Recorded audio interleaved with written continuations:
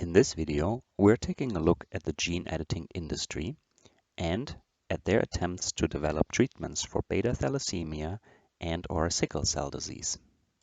And we are trying to answer a question that certainly many investors are pondering: who of the companies working on these diseases may actually win the race? So, sit back, watch, and enjoy the race. But first, although I have a PhD in biomedical engineering and over 15 years of working experience in the healthcare industry, I do not intend to give you investment advice. Please do your own research before making any investments. You are watching Health Wealth.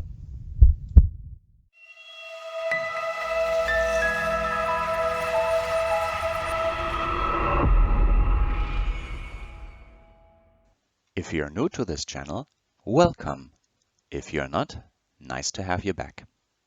Regular viewers of my channel know that I have covered already a number of different gene editing companies, and several of which are working on treatments for beta thalassemia and sickle cell disease.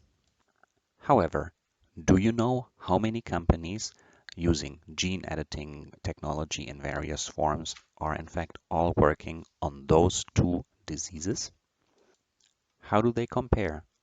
And how do they aim at tackling and inventing a cure for these devastating diseases? In a recent video about CRISPR Therapeutics, I leave the link here as well as in the description below, I tried to put a rationale together when this company may be able to commercialize their first treatment. And in this video, I'll provide an additional update on the timelines and the implications I had discussed in the previous video, so stay tuned. I'll leave a link to this interesting article from Barron's in the description below. In the article, we'll find a table listing many different companies working on treatments to cure beta thalassemia or sickle cell disease. However, not all of them are approaching the treatment from a gene editing point of view. I have highlighted the names of the gene editing companies in this chart, and they are CRISPR Therapeutics, Bluebird Bio, Editas Medicine, Sangamo Therapeutics, Beam Therapeutics, and Intellia Therapeutics. So we have 6 companies in total, all trying to compete and be the first ones into these highly lucrative markets to address finally beta thalassemia and sickle cell disease. Before we can better understand the rules of the race and who will ultimately win, we need to consider the following. So far, there have been no true cures for any of these diseases, and the disease burden from either of those two diseases on the individual patient is tremendous. At the same time, these are not highly prevalent diseases, meaning that the numbers of patients that need to be treated is comparatively low to other mainstream diseases such as heart disease, high blood pressure, etc. And due to the combination of these factors, any treatments for beta thalassemia as well as sickle cell disease are very likely eligible for the so-called orphan drug status. I will make a future video dedicated to orphan drug status, but briefly summarized here, the orphan drug status provides certain protection as well as incentives to companies working on cures that impact not that many patients. The race to find a cure for these two diseases has started a long time ago, so in this video we can only take a snapshot as of today to try and predict who might be the winner and the outcome of this race. I'll present the companies in the same order in which they are listed in the Barron's article. First up, we have CRISPR Therapeutics, and their drug candidate CTX-001 is currently in the clinical phase. In a previous video, I speculated when this treatment might be commercialized. Up next, we have Bluebird Bio, and we can clearly see that they also have 2 treatments, one for beta thalassemia as well as one for sickle cell disease. Both are currently in phase 3 clinical trial, and in addition though, the treatment for beta thalassemia is actually commercially available in Europe already. And first patients have already been treated with their commercial product called Zynteglo.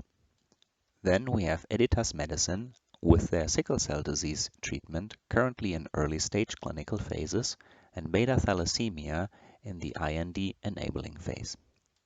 Then we have Sangamo Therapeutics, and their clinical programs for beta thalassemia as well as sickle cell disease are in clinical phases 1 and 2. And then we have Beam Therapeutics with their study Beam 101 for sickle cell disease and beta thalassemia in the IND-enabling phase, and this is for the activation of fetal hemoglobin. They also have the Beam 102 program, in which they're working on a correction of the sickle-causing mutation. And this program is just at the end of lead optimization, about to go into the IND-enabling phase. So, this leaves us then finally with Intellia Therapeutics, and they have one treatment clinical program for sickle cell disease, which is currently an early stage clinical phase. So, as a first observation of who is actually in the race, we can already conclude that Intellia Therapeutics basically only have one horse in the race, and that is their focus on sickle cell disease. They are not active in finding a treatment for beta thalassemia. All other companies have two horses in the race. And at face value, it may seem that Bluebird Bio have won at least the race for beta thalassemia in Europe. And although they announced some delays in their discussions with the FDA to bring their treatments to the US, they may still have a very good odds of bringing their treatment to the US first. At the same time, we can clearly see that Beam Therapeutics is far behind in the race in comparison to all the other competitors. This, however, is not surprising because Beam Therapeutics is one of the latest companies that was formed.